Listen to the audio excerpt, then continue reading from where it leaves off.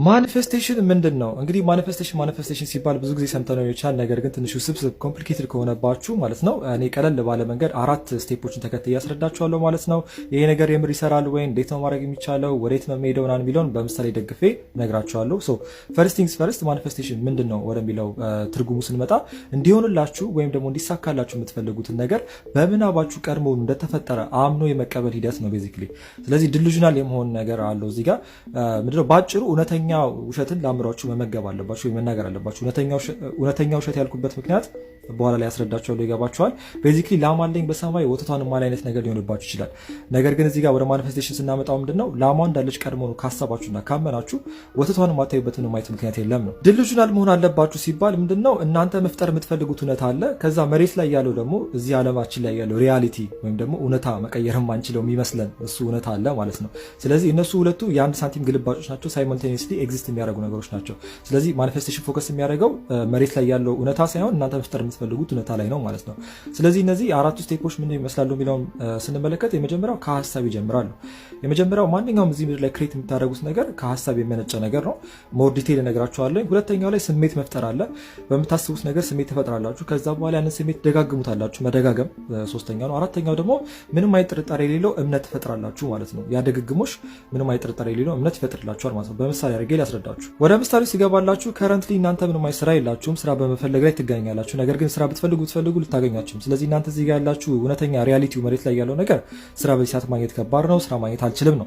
ተረዳችሁ? ሌላም ሰው እያገኘ አይደለም፣ እኔም አላገኘም። መፍጠር የምትፈልጉት ግን የምትፈልጉበት ቦታ ላይ በምትፈልጉበት ፖዚሽን ላይ ተቀጥራችሁ ደሞዝ የተከፈላችሁ እየሰራችሁ እንደሆነ ነው። ስለዚህ ይሄ ነገር ወደ ምን ስቴፕ ይመጣናል? ወደ መጀመሪያው ስቴፕ ላይ የማኒፌስቴሽን የመጀመሪያው ስቴፕ ላይ ወስደናል ማለት ነው። እሱ ምንድነው? ማሰብ።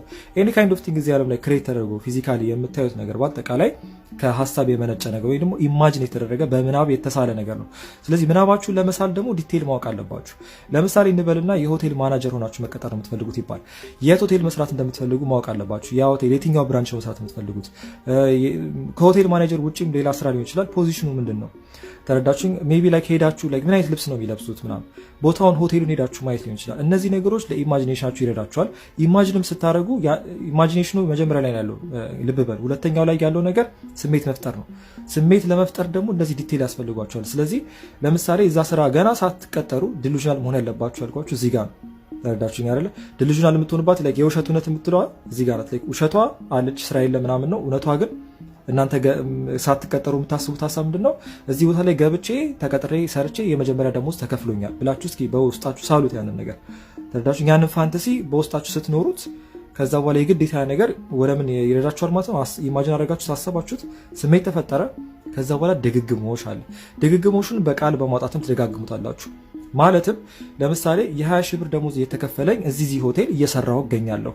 ተረዳችሁኝ? ከረንትሊ አሁን ላይ የሆነ ልሰራ እችላለሁ ምናምን ለወደፊት አድርጋችሁ አይደለም። አሁን ከረንትሊ ሀፕን እያደረገ እንደሆነ እዚህ ቦታ ላይ በዚህ ፖዚሽን እንደዚህ እየተከፈለኝ እየሰራሁ ነው ወይም ደግሞ እንደዚህ እየሰራሁ እገኛለሁ ብላችሁ ትላላችሁ ማለት።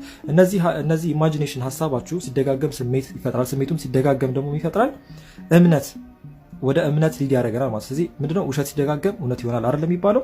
ስለዚህ ወደዛ ያመጣናል ማለት ነው። አራተኛው ስቴፕ እዚህ ጋር አንድ ባይብል ቨርስ አንብብላችሁ። ኢየሱስም ስለ እምነታችሁ ማነስ ነው እውነት እላችኋለሁኝ የሰናፍጭ ቅንጣት የሚያክል እምነት ቢኖራችሁ ይህን ተራራ ከዚህ ወደዚያ እለፍ ብትሉት ያልፋል፣ የሚሳናችሁ ነገር የለም ይላል የማቴዎስ ወንጌል ምዕራፍ 17 ከቁጥር 20 ላይ ማለት ነው። ስለዚህ እምነት የሚባለው ነገር የግዴታ ያስፈልጋችኋል። ቤዚክሊ ዩኒቨርስ ምናምን ሲባል አትደነጋገሩ። ፈጣሪ ነው የሚሰጣችሁ ኦልሬዲ።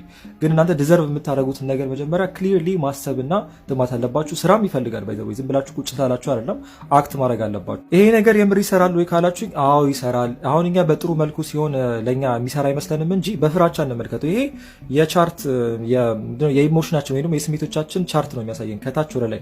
እዚህ ጋር ከላይ የምታዩት ይሄ ላቭ የሚለው ከፍተኛው ስሜት ነው፣ ወይም ደግሞ ይሄ ደስታ ወይም ደግሞ ሰላም ላይ ስትሆኑ ኢንላይትመንት ላይ ስትሆኑ ከፍተኛው። የመጨረሻው ስሜት ሼም ነው ወይም ደግሞ መዋረድ፣ ውርደት። ይሄ ላይክ ፐብሊክሊ መዋረድ ሊሆን ይችላል ምናምን ነገር፣ ጊልት፣ ግሪፍ ምናምን ነገር፣ ይሄ ሀዘን ወይም ንዴት። እነዚህ ሎስ ቫይብሬሽን ላይ ያሉ ወይም ደግሞ ዝቅተኛ የሰው ልጅን በቀላሉ አታክ የሚያደርጉ ስሜቶች ናቸው ማለት ነው። አሁን ለምሳሌ የምንፈራው ነገር አሁን የፈሩት ይደርሳል የረሱት ይወርሳል የሚባል ነገር አለ አይደል? የምንፈራውን ነገር እንዳይፈጠር ስለምንፈልግ ደጋግመን እናስበዋለን። ደጋግመን ስናስበው በፍራቻ ስሜት ነው። ያ ፍራቻና ስሜት ሲደጋገም ምን ይፈጠራል? የግዴታ ያ ነገር ይሆናል። ስለዚህ የፈራችሁት ነገር የግዴታ ይደርሳል ማለት ነው፣ ምክንያቱም ስላመናችሁበት።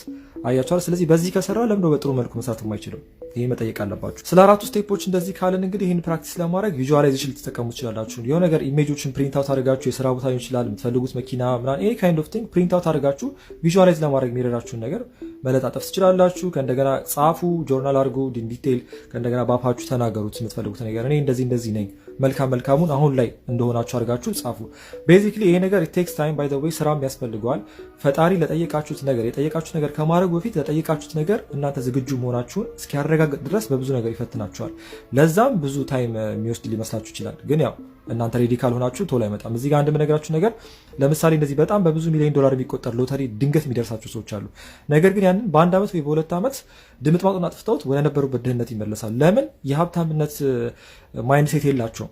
ተረዳችሁ? ለዛ ነው እናንተ ዲሉዥናል ሆናችሁ ኦልሬዲ ያልሆናችሁትን ነገር በአእምሯችሁ ፈርስት እዚህ ጋር የምትሆኑት ያንን ነገር ለመጎናጸፍ ነው። ተረዳችሁ? ለዛ ነገር ሬዲ ለመሆን ነው። ለዛ ነገር ሬዲ ካልሆናችሁ ያ ነገር እንዴት ይመጣል? ልክ እንደ ሬዲዮ ፍሪኩዌንሲ ብላችሁ አስቡት። መኪና ላይ እየነዳችሁ የምትፈልጉትን ሸገር ኤፍኤም ሊሆን ይችላል። ሸገር ኤፍኤም የራሱ ቁጥር አለው። እዛ ፍሪኩዌንሲ ላይ ካላደረጋችሁት ያ የሞገዱ መገናኘት አይችልም። ከእንደገና ስፒከራችሁ ሊያሰማችሁ አይችልም፣ ከዛ ጣቢያ ላይ የሚተላለፈውን ነገር ማለት ነው። ስለዚህ እናንተ እዚህ ዓለም ላይ ሁሉም ነገር አለ፣ ግን ፓዛችሁ እንዲስተካከል አሁን ለምሳሌ ስራ ምናምን ነገር አለ፣ የሆነ ቦታ ይደወላችኋል። ባላሰባችሁት መንገድ ነው የሚሳካላችሁ።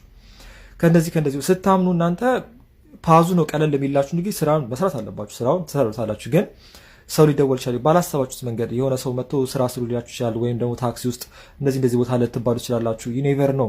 ተረዳችሁኛል? ስለዚህ ለእናንተ ግን ማመን ነው የሚጠበቅባችሁ። ቤት እንደሚመጣ እሱ ለፈጣሪ ተውለት። ከዛ በኋላ ነገር ሀፕን ያደርጋል፣ ከፍሪኩዌንሲ ጋር ትገናኛላችሁ። ስለዚህ እናንተ ናችሁ አላይን ማድረግ ያለባችሁ ወደ ላይ እንጂ ሁሉም ነገር ኦልሬዲ አለ ማለት ነው። መጥፎ ነገር ስታስቡ ዝቅ ባለ ቫይብሬሽን ላይ ስትሄዱ ዝቅ ያለ ነገር ያገኛችኋል ማለት ነው።